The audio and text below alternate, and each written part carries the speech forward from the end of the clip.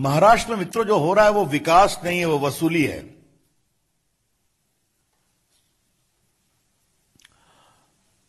परसों अपने पटना के प्रेस में मैंने कहा था कि ये महा लूट अगाड़ी है। अब उसमें थोड़ा सा परिवर्तन किया कि महा वसूली अगाड़ी भी है। वसूली, वो एक कहावत है ना, democracy is for the government, for the people, by the people, है ना, तो एंड ऑफ द पीपुल। तो महाराष्ट्र गवर्नमेंट इज ऑफ वसूली, फॉर वसूली, बाय वसूली। ये इसका टेक्स्ट बुक केस वहां पर आ रहा है। अब देखिए ये बातें कैसे निकलती हैं।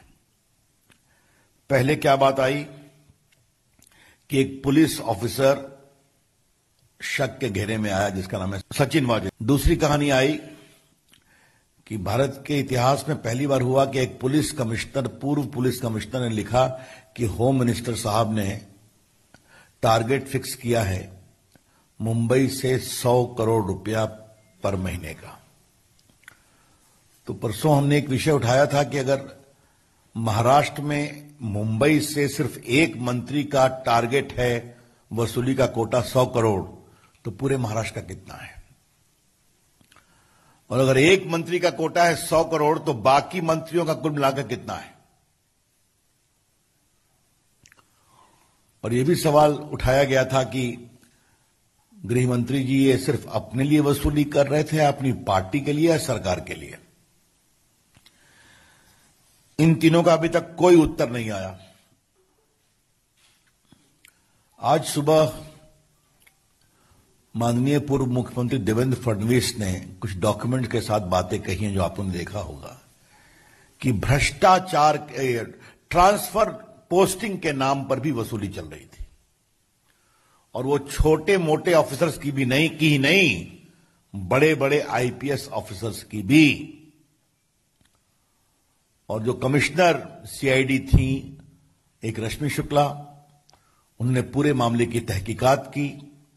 उसमें बड़े रसूखदार लोग थे जिनके संबंध सत्ताधारी पार्टी के इर्द गिर्द थे और कुछ ब्रोकर्स थे। उनके पूरे डिजिटल कॉन्वर्सेशन भी लॉफुल तरीके से प्राप्त किए गए थे। और डीजीपी ने, सुबोध जायसवाल जी ने उसको भेजा एडिशनल चीफ सेक्रेटरी के पास, कृपया कर करके आप इसे मुख्यमंत्री के पास पहुंचाइए। यह कहानी 2020 की है। इतने बड़े महाराष्ट्र, ऐसे बड़े प्रदेश में आईपीएस और बड़े पुलिस पदाधिकारियों के ट्रांसफर पोस्टिंग में सीधा वसूली हो रही है। Extortion is being done. हमें उम्मीद थी कि मुख्यमंत्री कार्रवाई करेंगे, लेकिन दोषियों के खिलाफ कार्रवाई करने की बजाय एक ऑनेस्ट, बहादुर महिला पदाधिकारी, रश्मि शुक्ला नाम है शायद, उसको सिविल डिफेंस का डीजीपी बना दिया गया क्योंकि अपनी सीनियरिटी में वो उस अफसर पर पहुंच गई थी। और जो बताया देवेंद्र जी ने 10 फीट बटा 10 फीट का उसका एक क्यूबिकल था।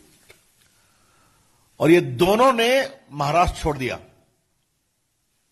आज ये बताना जरूरी है कि ये दोनों डीजीपी और जो एक तो डायरेक्ट जनरल ऑफ पुलिस थे Subodh Jaiswal, I understand he is now in CISF DGP. और रश्मि शुक्ला इतना डिमोरलाइज थी कि वो सेंट्रल डेपुटेशन पे आई, शायद वो भी कहीं पर, मुझे बताया गया है कि सीआरपीएफ या कहीं पर वो एडिशनल डीजीपी है। ये क्या हो रहा है महाराष्ट्र में? मतलब आप director general of police, Maharashtra ऐसे बड़े sensitive state, Mumbai is the financial capital of India, वहां पर डीजीपी अपने एक इमीडिएट नंबर 2 जो कि पूरे सीआईडी की हेड है, उसकी इंक्वायरी रिपोर्ट भेज रहे हैं सीएम को, बताइए, और कार्रवाई करवाइए। कार्रवाई तो दूर, दोनों इन ईमानदार अफसर्स को पनिश किया गया। ये इससे बड़ा दुर्भाग्य कोई हो नहीं सकता। अब थोड़ा मैं अपने इस पूरे विषय को एक ट्रायंगल के रूप में आप में प्रस्तुत करता हूं। सचिन वाजे सस्पेंडेड था लगभग 15-16 वर्ष तक, शिवसेना का मेंबर बनता है, उसको कोरोना काल में रीइंस्टेट करते हैं।